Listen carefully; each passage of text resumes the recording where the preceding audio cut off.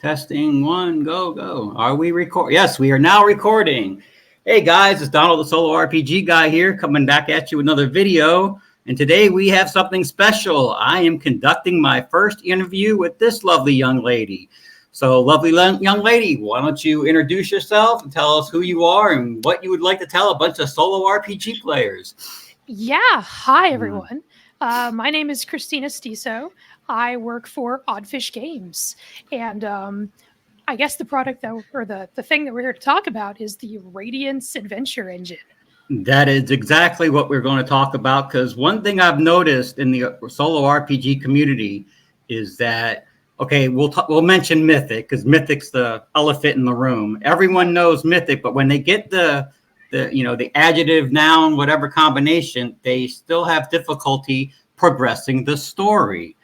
And a lot of solo RPG people are like, well, how do I get story? You know, they hit that writer's block. So why don't you go into that and let's explain basically how this whole crazy contraption works.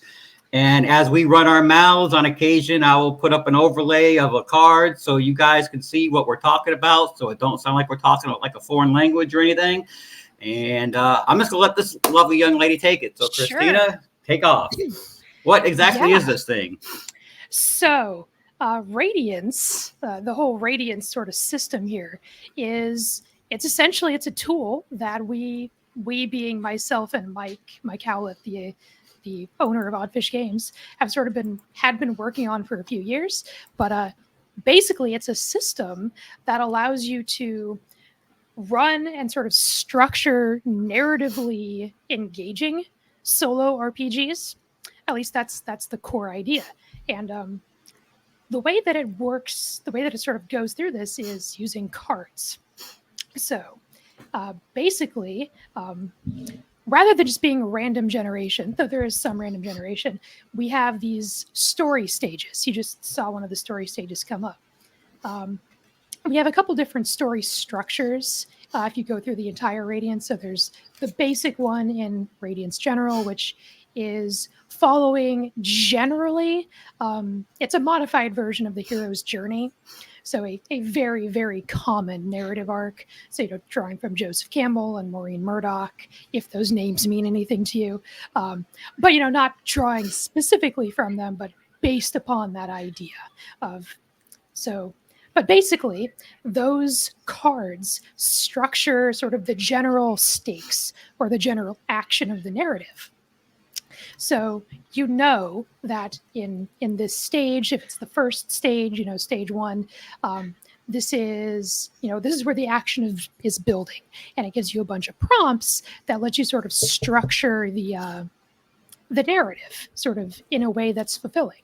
And then within each step, we have story cards and path cards, and what you just showed is the little detail cards, which is where our sort of the more random elements come in. That would be, the adjectives that you might be used to.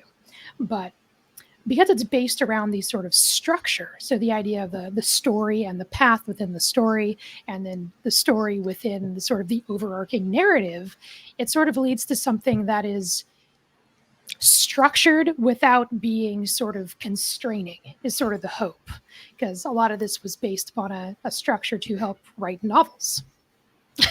Yes, I noticed that during my plays. To take all that and break it down succinctly, to break it down succinctly, I like bringing it down to the lowest common denominator here. It's very simple. You have adventure cards, the adventure stage cards. They will tell you how to modify the story card. The story card will tell you how to modify and how many path cards you got to go through. Once you complete all the paths, you've completed that story. Once that story is complete, this adventure stage goes bye-bye. You pick up the next adventure stage, rinse and repeat. And if you have just the basic version, there are 8. If you have the advanced, there's 12. And trust me, it will keep you busy for a long time. Yeah. And I guess while we're talking, since I did show them, I guess we'll mention also the detail cards. Now you get a ton of these little tiny cards. They give you a little bag to put it in. And on one side, you have a word. Like, for example, on this one, I got hanged man. And then underneath it, you have similes or synonyms. Yeah. Sacrificed, condemned, or lynched. That's supposed to be what, prompts you in the head. But if nothing comes to mind, then you flip it over and there's a little picture on the other side. See if I can turn that where people can see it. I'll put an overlay of this card so they'll see the whole thing. And then you can use that picture right there to help draw prompts. Now, for those of you that are familiar with Mythic, you have the threads and, the PC and NPC list. And every once in a while, Mythic will tell you to reference those. And that's what keeps the story cohesive. Well, these detail cards do the same. If I'm not mistaken, I draw detail cards. And if I don't like these detail cards, if there's a previous detail that fits the narrative, yes, I use that previous detail. Like I think on one of my games, I drew cultist and I had it represent the entire cult.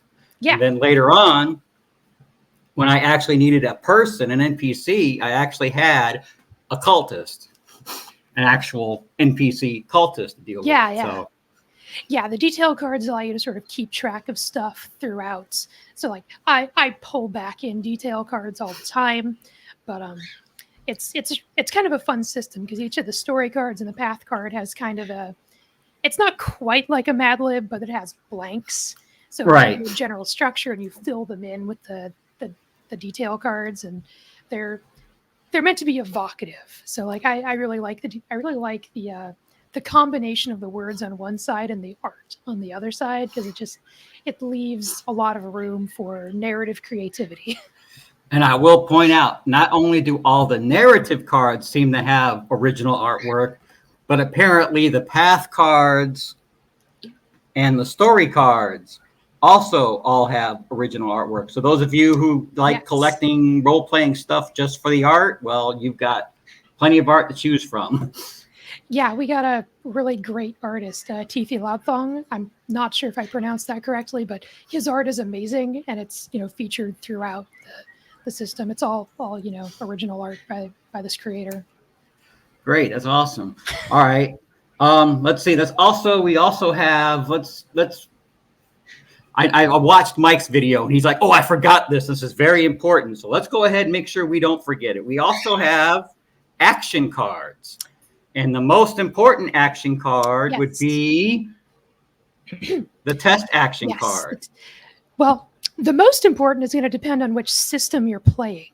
Right. So if you're playing standard Dungeons and Dragons or that sort of stuff, most of what you're going to be doing is going to be the test, because the fun of this comes like after you've structured the narrative, you go back to your role-playing system. And the action cards allow you to sort of translate what you're doing in your actual role-playing system, like when you're rolling your dice, back into stuff that makes sense with the Radiance narrative. Exactly. You're looking at the test action card. You've got these things called difficulty levels: insignificant, lesser difficulty, moderate difficulty, greater difficulty, significantly greater difficulty, and then impossible difficulty. And literally what you do is you look at your RPG and you take that and you convert it to whatever the numbers are in your system. Like, for example, for D&D, it would probably be 5, 10, 15, 20, 25, 30. I was using the cipher system, so that's simple. 1, 2, 3, 4, 5, 6. Yeah. Let's see. And I also tried it with bare bones, which was a percentile or roll under. And that one said you just modify your percentage so much. So yeah. That's probably the most important card, at least for most role-playing games. Yeah, it's the one you go to a lot. Yeah, if you're doing something like a New School Revolution, like Powered by the Apocalypse, or something like Blades in the Dark, you're probably going to be using the extended action a little bit more. But but within those cards, we've tested it with a lot of different role-playing systems. It works with everyone that I've ever encountered. I haven't encountered every system, but every single one I know of one system right off the top of my head that it don't go with. Okay. But that's quite okay, because it by itself is already built to be a solo system. So that's kind of cheating anyway. Right. So yeah, right.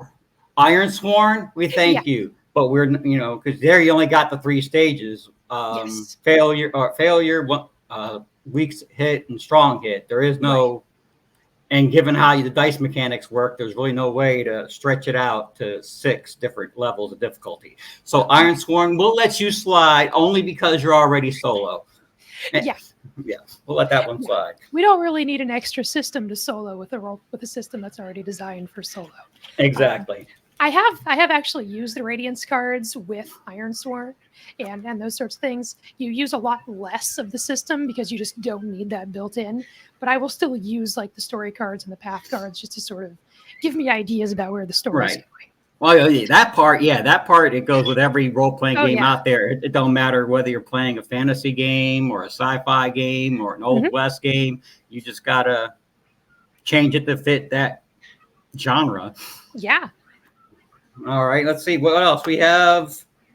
Oh, yeah, we might as well, since we're talking about the test action card, we might as well tell them what the other side talks about. Sure. Strange, you got a strange little coin in here called the initiative coin. Now, for those of you, it's initiative as in, the corporate / military. This guy has initiative. He steps up to the plate, not initiative as in who goes first in combat. Okay. We're not talking about that initiative, but you have this coin, or I'm just lazy. I just write down on my piece of paper. Yeah. Sure. Initiative gained, initiative lost. But on the back of the card, now I'll put an overlay of it so people can see it. It will show you based on what your success level was on the roll, combined with the stage of the coin. It will tell you whether your path difficulty gets harder or less, or if it just says, "Hey, path ends, job done. Thank you, good job, have a nice day." Yeah. Yeah. The initiative tracker, the little coin, it's narrative initiative. So like you were saying, like corporate initiative, it's like, is your hero on a roll or are they on a setback? So exactly. Yeah. And then you mentioned the extended action card, which pretty much operates the same way as the test action, except it's more for those games where one die roll doesn't do the job. Yeah, you need a series of die rolls, if I'm not mistaken. All right. And then let's see. We also have there's something else in here, if I'm not mistaken. Yeah. The mandatory action. Yes. There's the 2 other actions. There's the mandatory action. Mandatory action is for certain of the story and the path cards, and certain of the adventure stage cards have mandatory actions. So I can't remember the exact name of all the ones that have them, but there's basically, you have to do this before the story continues. Let me see if I can find one real quick. Yeah, I hit a couple of them. Yeah, I know one of the paths is something about a resistance action where you have to resist a temptation, and so like there's a mandatory action for resisting temptation to resist a temptation. So exactly. Yeah, I had that exact same card. In fact, I think that's the card that made me lose the game. Thanks, Christina, for bringing up bad memories. Now I'm going to cry. I'm going to cry. Right. Yeah. Okay. Here's one. Grenade. Mandatory action. Before beginning this path, roleplay making a decision whether or not to sacrifice their safety and well-being in order to move forward on the path.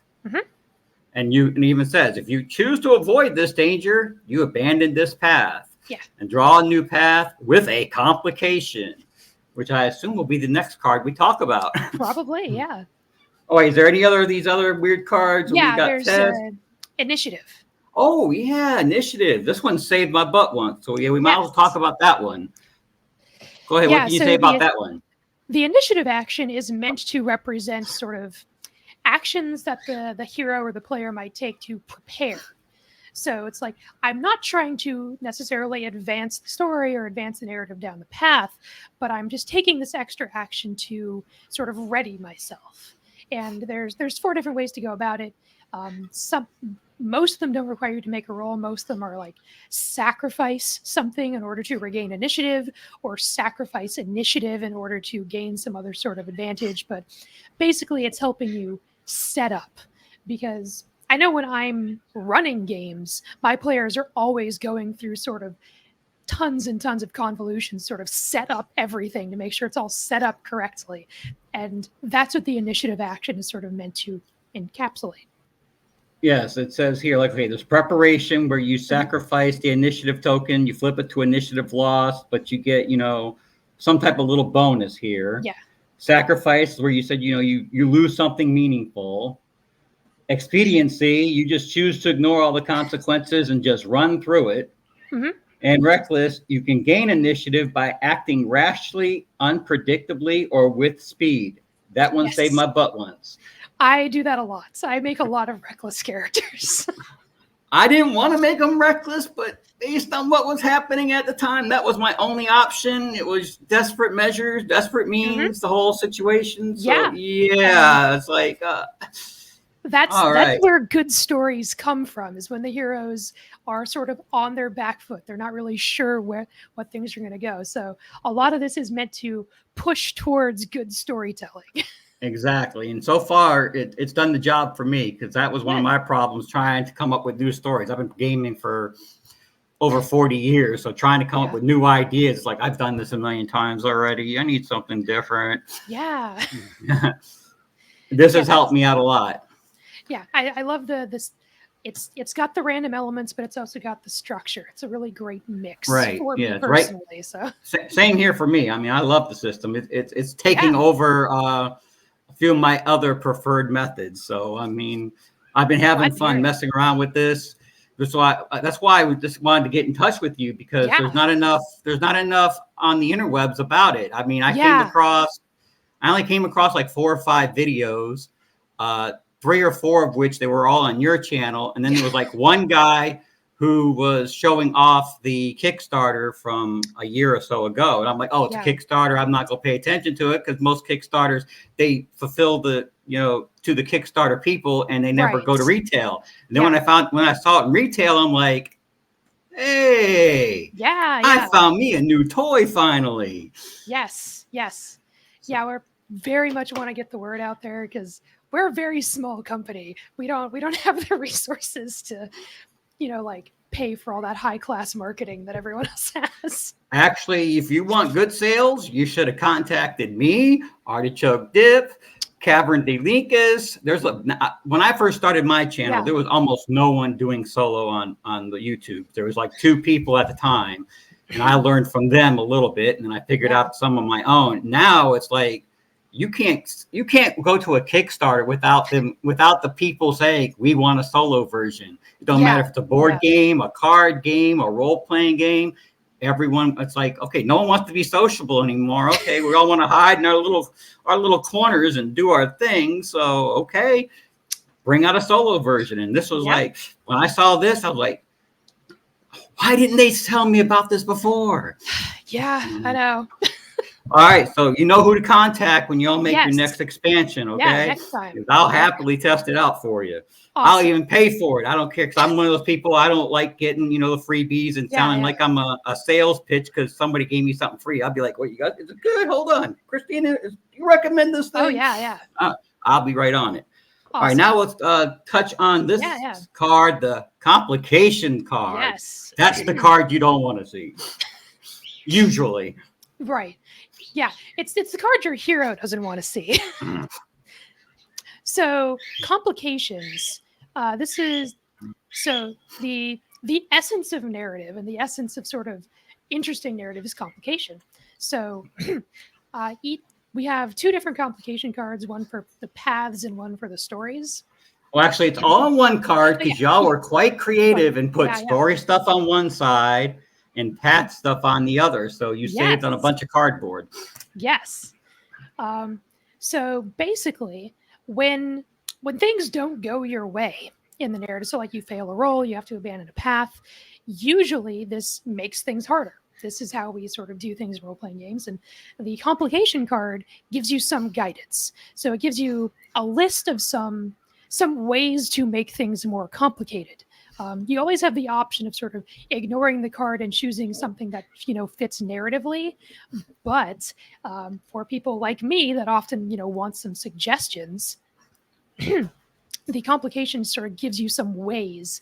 They're open-ended, like everything in the system. Like,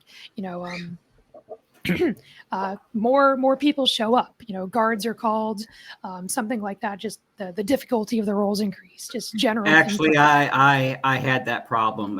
Reaction force. The first abandoned path in this story triggers an encounter action against a force of moderate difficulty. On a negative result, the difficulty of the new path increases by 1 level. Well, in my case, the difficulty of the new path increased by infinite, because that the city guards got me, and my character was rotten in the Hui in the Crossbar Motel. So yeah, that sounds like a Thraldom B story, which is, I assume, the next deck of cards we'll get to. Well, actually, it's a Thraldom B story, because I had that question about the setback that I posted. But and since you mentioned B stories, yes, what are the B story cards, Christina? So B stories are a set of optional little cards. So these are sort of that. Some of them can be side quests. That's one of the ways we sort of thought about them, but good role-playing stories often involve these sort of like branches, sort of things that take you off the main narrative. And we've attempted to capture these in what we call the B stories. So there's a couple different ones in there. There's the Bane, there's the Boon, there's Thraldom, where the character is like imprisoned or captured. There's a bunch of different ones in there, but essentially they allow you to sort of explore the world in a way that doesn't necessarily impact the main story, though you can sort of tie them back in, but it doesn't need to. Right. It's like when you watch a Star Trek episode. Yeah, they got that overall episode thing that's going on, but then they also got that little side story, okay. And like, for example, in this one, I think you had like obligations to family or something. That's like when Worf's parents visited him on Star Trek. Okay, that was a little side story that he had to deal with. And then all of a sudden, along comes Alexander. Now he's got a son to worry about. Right. He can't be the head honcho security guy and risk his life now, because now he's got to think, oh crap, I got a kid to worry about now back home. So that kind of stuff. Yeah. And some of the B stories sort of are self-contained side stuff. Some of them will sort of go on. One of my favorite ones is the Nemesis. I don't remember if that's exactly what we called it, but there's a way your hero can sort of gain a nemesis, and you sort of track it through this B story card where they sort of come back every now and then and make your life difficult. I always like it when that one comes up. Is that by chance conflict? I think it might be the conflict card, conflict or adversary or something. Well, you got I got the cards in front of me. You got conflict, Bane, Boon, Thraldom, Loss, and obligations. I think it's Bane or conflict that sort of can capture the nemesis.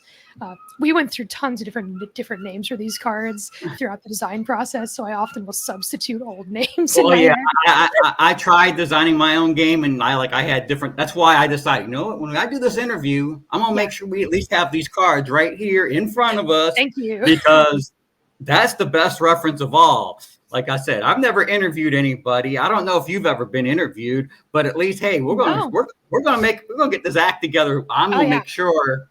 I mean, if I had to, I would have read the back of the Adventure Engine. Here's how we start playing the thing. Actually, it tells you pretty much right there what to do. Yep. Of course, now we get to talk about the cool card, the good cards. You know what those are? Rewards. Yes, the rewards. Why don't you go with the reward cards? Yeah. So we have a system. We have some little plastic cube. We have reward cubes. So when you do things, when you do well in Radiance, you can earn reward cubes. And reward cubes can sort of be spent to get rewards. And the idea with the reward cubes is these are extra bonuses in addition to what the character would normally get in the story. So, if you're playing Dungeons and Dragons, you will normally get loot for, completing an encounter. The reward cubes are meant to sort of be above and beyond that. So extra stuff that you get for playing narratively interesting stories as opposed to, narratively uninteresting stories. So you can totally ignore reward cubes if you want and still tell interesting stories, but the reward cubes can give you little extra bonuses, little extra incentives. Like, you can exchange these for social bonuses, or or you could just exchange them for extra loot. I normally use them to track special items, like uh, artifacts, like artifact weapons, or I know Mike uses them to track reputation with different sort of factions in games and stuff like that. But yeah, it's fun stuff. Oh yeah, it's good. Using the cipher system, ciphers, Yes. obviously. Yes. Yeah. Yes. So yeah, and depending on how many cubes I traded in, that determined how good the cipher was that I just found. And since the cipher system says you want lots of ciphers flowing in and out, plus I also had the stack of asset cards, so I was also trading the reward cubes in for asset cards, and sometimes those asset cards came in handy when I needed them. I think there was one time without an asset card, game over, dude. Game over. Yeah. All right, so I think we've covered all the cards. I think so. Okay, are you ready for the real test? Sure. Are you positive? Let's do it. You don't even know what the real test is yet. I have no idea. Actually, you know what the real test is because you've done it before. I've listened to your podcast. I'm going to draw a card, and if I'm not mistaken, you're kind of like the sci-fi freakish kind of girl, for the most part. I do like sci-fi. Yeah. All right. Well, I'm the fantasy guy. Okay. I'll be the fan. Okay. I'm going to draw a random card. All right. And we're going to let's just give these people a demonstration because some people, we could talk about it all day, but if they don't see it demoed, they'll be like, I still don't understand what those two guys are talking about. Oh, I'm lost. Oh yeah. All right. So give it a good shuffle. Let's do it. Survey says, are you ready for this one? Yeah. Comedy. Okay. Comedy. Got Detail or hero finds themselves in a ridiculous or comedic set of circumstances related to detail. All right. I guess I should draw some detail cards. Yeah, let's get some details out here. I'm going to get mad if I draw the same details I've been drawing this whole time. I've been trying to reach in here to the bottom, and I always wind up pulling the same card for some stupid reason. All right, our first one. Trap. Okay. Deceptive, cornered, tricky, and unstable. Okay. And then the next other one is, this one's easy. Magic. Eerie, powerful, bewitching, or mystic. So our hero finds themselves in a ridiculous or comedic set of circumstances related to detail. Okay. Well, I'm thinking like in a fantasy setting, this guy comes across, it's not really a trap per se, but more like a high school prank. One of his fellow adventurers stuck the bucket on top of the door just so when the character walks in, he gets embarrassed, or maybe, and it even says right here, if drawn during an adventure stage with a serious tone, this comedy may be treated as dark or ridiculous, but not necessarily funny to our hero. So in the same tone of voice, we could take it in the fantasy setting. You just walk into the necromancer's lair and trip and fell over a spider web and landed in some spider poop. Yes. So, if I got this set of cards, I'd first of all I'm going to assume this is adventure stage, Act 1 stage. Yeah, Act 1, Stage 1. So, if I'm going to say the setting is science fiction, let's go like spaceship sci-fi. So if I got comedy and I got trap and magic, I'm going to use hero for the first one. So I'm going to use trap. So the way I'm going to play this is the first thing that's going to happen to my hero in this setting is my hero's on their spaceship and they're sort of going on the standard sort of delivery one. It's a very easy delivery run, and basically they're going to get ambushed by a group of pirates that is massively underpowered compared to the ship that they're on. But it just so happens that one sort of thruster coil that the hero has been sort of telling the captain for years that this thing is going to blow at any minute, it just so happens to blow right then. And that sort of disables the ship and lets these sort of ruffians sort of duct tape together pirates sort of board their ship. And this creates big tension that our hero now has to deal with.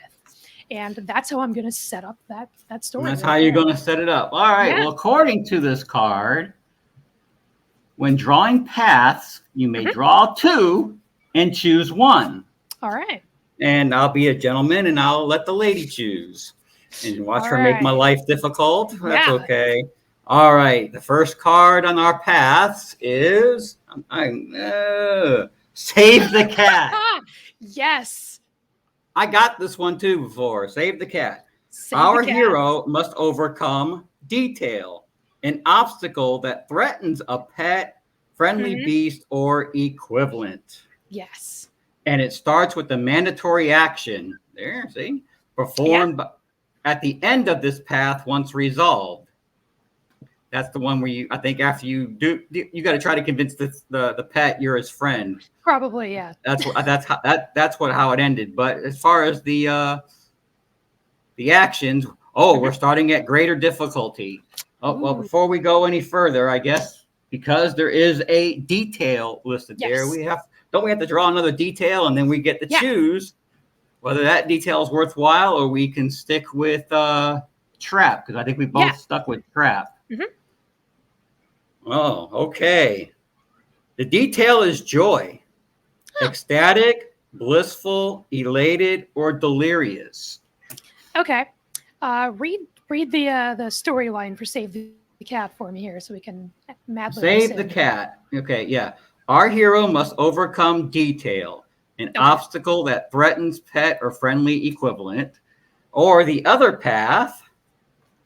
I guess I should have drew the other path before I do the detail, but we're playing solo. No one's going to care, right? Yeah, it's fine. Yeah. We don't care that we're going to be on YouTube and people are going to see us make a mistake. We don't care. That's what it's all about. The other path. Oh, it's just business. Oh, just business. Okay. Our hero must encounter detail, a force of equivalent power, wanting to do business or parlay related to detail. So technically, I have to draw another detail for that one. Yeah. That one's 2 detail slots. Or I could be really lazy and draw 2 slots anyway and say, I'm going to add that to joy, because joy in a necromancer layer, that's kind of weird. But, okay, the detail is homestead. Safe, rugged, warm, artisanal, or rural. So depending on which one you choose between Save the Cat or Just Business. So I think Just Business makes the most sense. So I'm going to choose Save the Cat. Oh, okay. Because I like to give myself a challenge. And also, I love the card Save the Cat. So I'm going to go with Save the Cat. I figured you would, because although it's not my thing, you all also have another product about RPGing with your cat. Yes. So I knew this had to have been a Christina card. I do love how to RPG with your cat, but Save the Cat, as having decided I'm playing a spaceship game, I gotta go with Save the Cat because every spaceship has a spaceship cat. And okay. Well, I guess so. Enterprise had Spot. Yeah, and the Nostromo had had a. How did I forget the name of the Nostromo cat? Jonesy. Okay. Yeah, Jonesy from Alien. But spaceships just have cats, so that's where I would go with that. Okay. All right, and you got your choice now between Joy and Homestead. Joy sounds difficult, but I think that's what I'm going to go with. I'm glad you chose that because that's the one I was going to choose. Perfect. All right, so in your space pirate thing, what's happening about saving the cat? So, as the pirates are sort of it's a comedy scene, so they're sort of bumbling pirates, and I'm going to actually interpret this a little bit literally and say that the captain of these space pirates is named Joy. And Joy is something of a bumbling pirate captain. And has no idea how this thing should go. This is her first time, being a pirate and sort of capturing a ship. And while boarding, the boarding clamps didn't seal correctly, so it's starting to depressurize a chamber where the ship cat just so happens to be. So the first thing that I need to do, my hero needs to do in this comedy scene, is to save the ship's cat from this depressurizing chamber, from this bumbling pirate. That works for me. Because you're a whole lot nicer than what I'm thinking. Because in my scenario, like, okay, let's say I'm like in that necromancer's cave. Yeah. And I'm doing a Marty McFly Back to the Future series of unfortunate type events, because everything they did was unfortunate to them, but it was always a comedic thing. I trip, fall, land on my face. I wake up, and there's this spider joyfully teasing some large cat that it's trying to eat. But the cat's it's holding off the spider, but you could tell that in the end that spider is going to win unless you jump forward, because that spider's sooner or later going to get that cat. So the spider is joyfully attacking said cat, and then of course in my case, then I have to pull out the dice and either perform a combat situation with the a spider or just run in and grab the cat and run. Right. Yeah, then this is where we'd bring in the actual mechanics of your role-playing system. So whatever system you're playing, that would sort of determine where you go from there and sort of what dice you would roll. Exactly. And then based on the results, of course, we're going to do it. We're going to win. Let's see here. Save the cat on a positive result. Oh, now we have to do that mandatory action. Yes. Which it says, after this path is resolved, our hero must role play a mandatory action of moderate difficulty to win the saved entity's trust. Yes. So in your case, your guy would have to make some type of charisma check or whatever it is for that game to get the cat to come with you. And same for me in my game, I would have to make some type of charisma check. And based on the results, it determines whether or not the cat joins you or the cat runs away and you want something to do with you. But on the good news side, if you do succeed, you get a reward cube. All right. Now, in order to finish this particular story card, we got to do another path. We do. We can't just stop here. We have to finish. Yep. We got to do something. All right. Let's see what we get. Let's see what's next. Good mix. Yeah, my followers know I love playing cards, so I just sit there and I'll sit there as I'm talking to myself. Just shuffle cards. Just shuffle cards. Just shuffle the cards. Yeah. Oh, okay. This actually would have fit before saving the cat, because this is almost the same kind of deal. First responder. Okay. Yeah. Our hero encounters detail, an entity who is hostile or who is in a hostile or dangerous situation and requires healing, aid, or succor. All right. Or succor, or however you pronounce that word. However that's pronounced, yeah. And let's see, we got one detail, so we'll reach into the bag. By the way, I will point out to my people, I have the advanced version and the luminous stuff in here too, so I might pull a detail that's not in the regular advanced. So just know that. How did Donald get that detail? I don't have it. That's because I got everything except for the playmat. Right. Oh, this is fitting. Our detail is fool. Fool. Perfect. Jocular, absurd, rash, or naive. Well, that fits your situation. Yeah, that fits perfectly. Yeah, this just flows perfectly for the situation I've already set up. So after saving the cat, this poorly sealed docking clamp on this amateur buffoonish pirate ship, now their ship is decompressing, and I've got to help these people that are these fools that are trying to ineptly board my ship. My choice now is to help them. I suppose I would have the option of abandoning them, but that's not something my character is going to do. It might be something a different character would do, but the choice before me is to provide aid to this self-inflicted disaster in this comedic scene. Oh, well, in my case, I come across a literal fool, Okay. an idiot that came into said dungeon unprepared. The spider got him. He's poisoned. The skeleton Ah, got him. He's, yeah. the skeletons hit him with a sword. The dude is like laying on the ground near death. And as I'm trying to okay, do I have the proper things to heal him? He's one of those people that just makes jokes the whole time. He's one of those people he thinks he's a comedian. So, Oh yeah.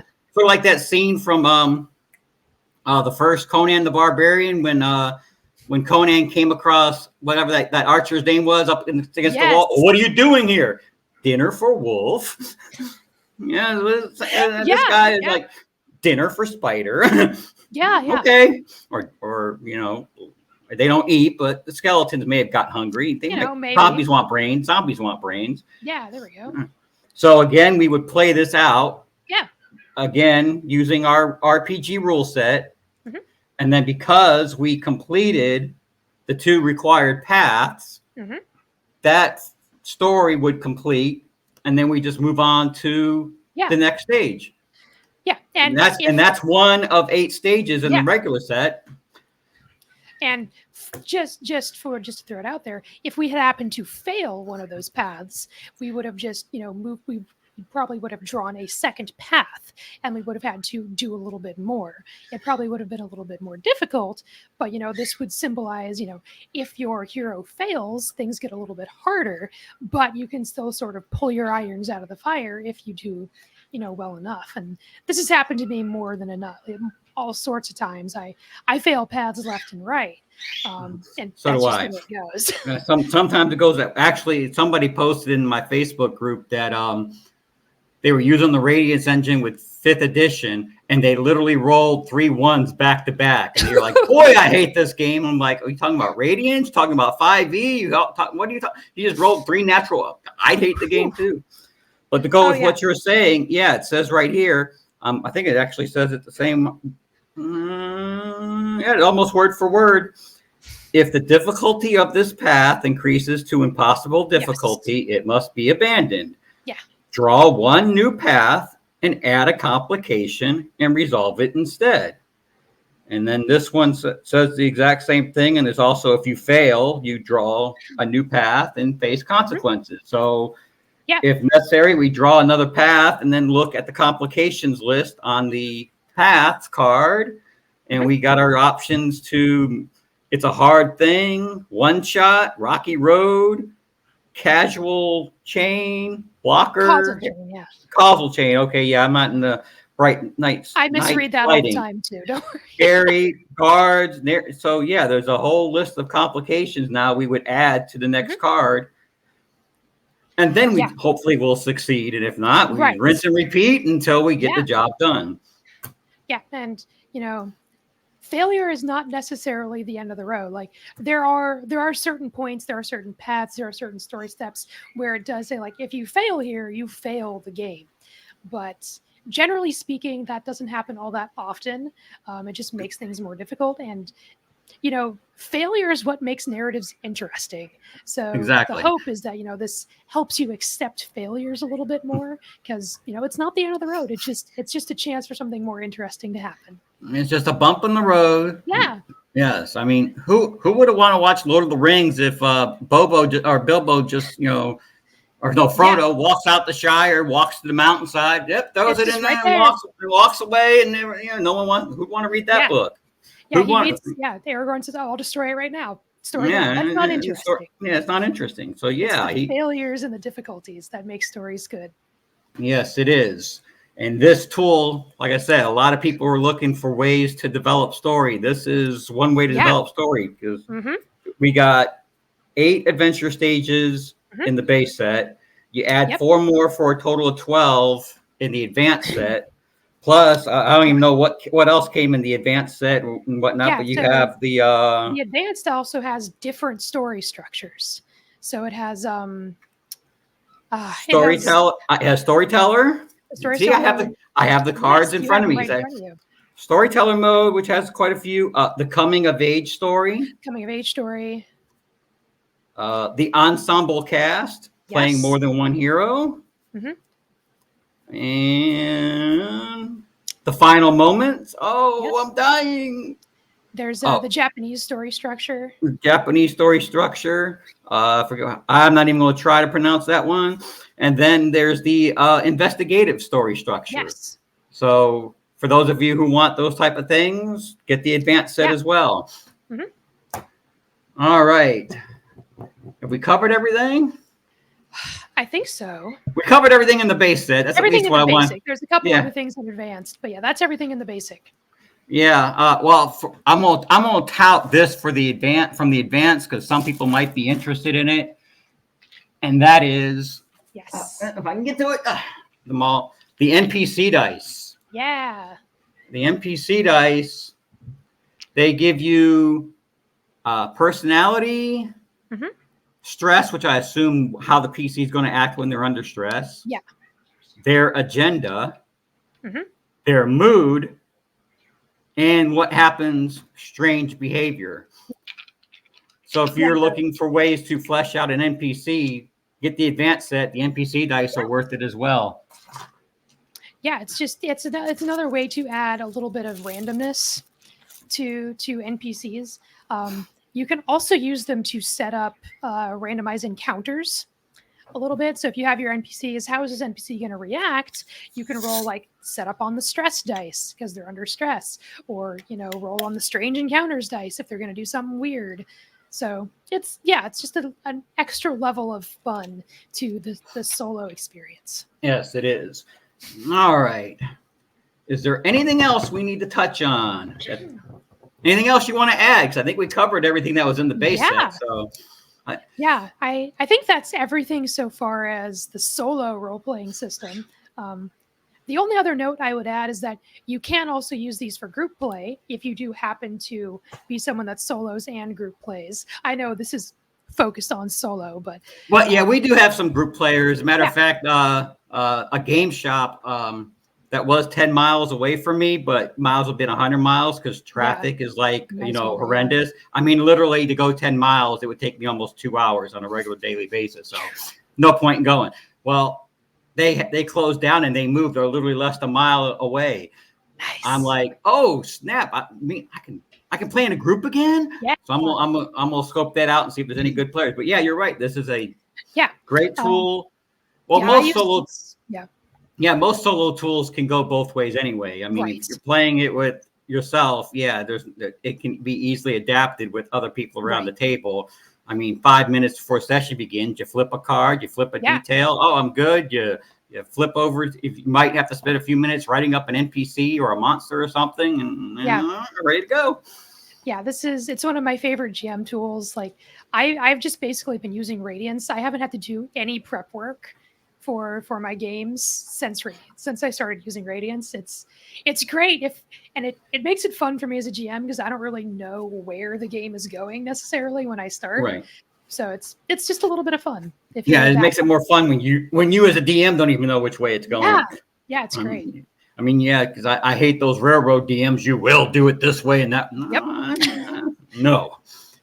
All right. Well, with that all covered, I'd like to thank you for, before we part, is there anything else you want to add? I think that's it. Check us out at oddfishgames.com, I think. I already got the notes put up. I'll put your Discord channel up there. Awesome. Your drive-through link for those who want to do the print and play, the Oddfish game site for those who want to do the physical, and I think I also put the link to the Oddfish Epic Adventure podcast. So if people have time, they can listen to your podcast because we pretty much did a quick down and dirty version of what you did twice, because you did it once with one person and one person did it with you as far as drawing random Radiance cards, create the story. And then, of course, you just, in general, discuss Radiance, and you had something there about power. Whatever comes to mind. That's how my channel is. Just whatever I feel like talking about, that's what I'll make the video for. All right. Well, I'd like to thank you for spending time with us. Thank you. If we get enough traction here, we might want to do another one because I also have Luminous. Yes, we could go over that and more of the advanced version if we get enough traction. If enough people are interested, And just like to thank you for hanging out with us, crazy solo people. Hey, I'm a solo person myself, so I love this. And thanks for spreading the word. Thanks for having me on. No problem. All right, guys. If you have any questions, put links down. The links are down below. Put the comments, whatever. Do all the YouTube stuff. Don't forget to go to the Oddfish Game YouTube channel and watch their stuff there. Like, share, subscribe, do all that good stuff. Go to there, and when you're ready to buy the product, the link's down below. And feel free to go also when you're driving, listen to the podcast. And I think all right. Well, with that, we are going to sign out. And until my next video, guys, happy gaming.